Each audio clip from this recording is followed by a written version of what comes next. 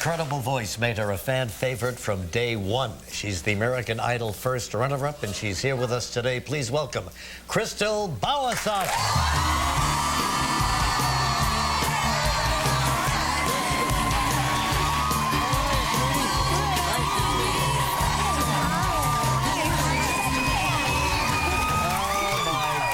Crystal Bawasak.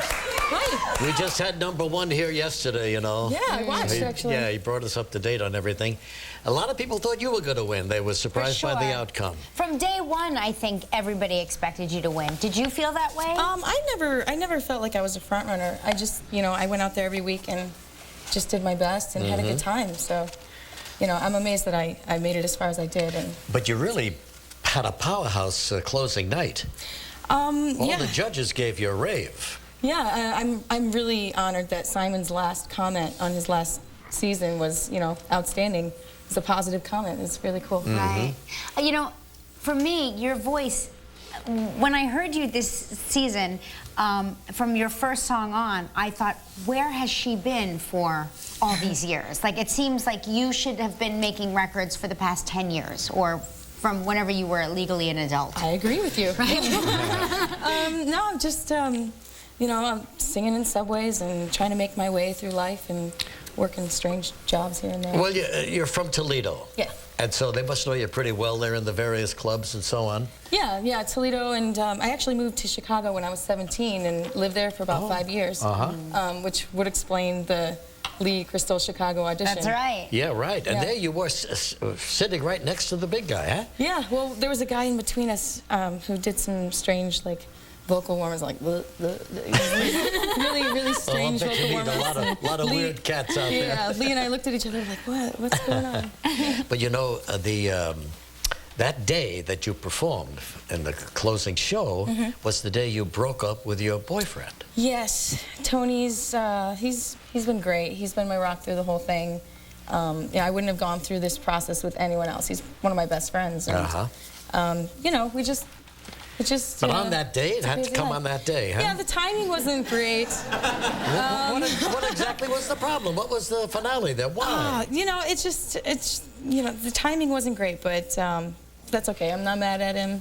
I love him. It's almost like a motion picture, you go through my whole life is kind of a movie. Trying out, and then on the closing day, the day where you have to be at your best, Tony decides to take a walk. Yeah, it's okay. I'm not mad at him. But you're not mad at him? It sounds like you're not mad at him. I'm not. Honestly, it helped me. I kind of used the, the sadness of that situation to just push me through the performance. Made you even more emotional to sing that song. Well, good for you. It was really a star-studded finale. Did you have a favorite performer that you got to sing with? The whole thing was amazing, and I'm just grateful to have been part of it. But, Alanis Morissette, she's one of my heroes, and Joe Cocker, who's a living legend.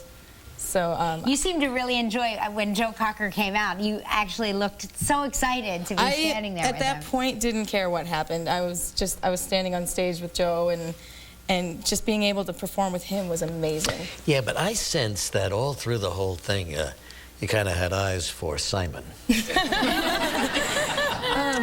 Simon's a nice guy. Was I imagining something there? Did he appeal to you? A little bit. He's a nice guy. I like honesty in people, and he's blunt and honest, and I think that's great. He doesn't waste any time. Nope, he's right to the point. Did he give you a rave every night you were on, or some nights was he a little stricter or sterner? No, he didn't. Actually, I think there were a few performances where, I forget what he compared me to.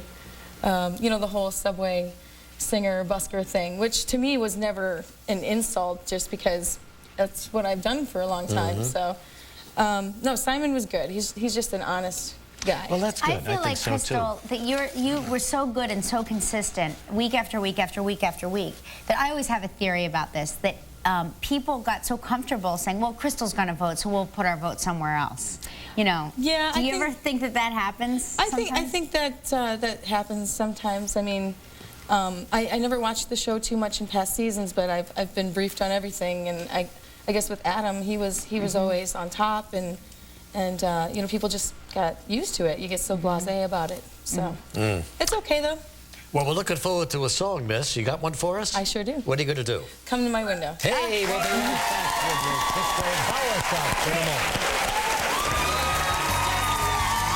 Still ahead on Live from the series Royal Pains, actor Mark Feuerstein. And tomorrow on Live, Carrot Top.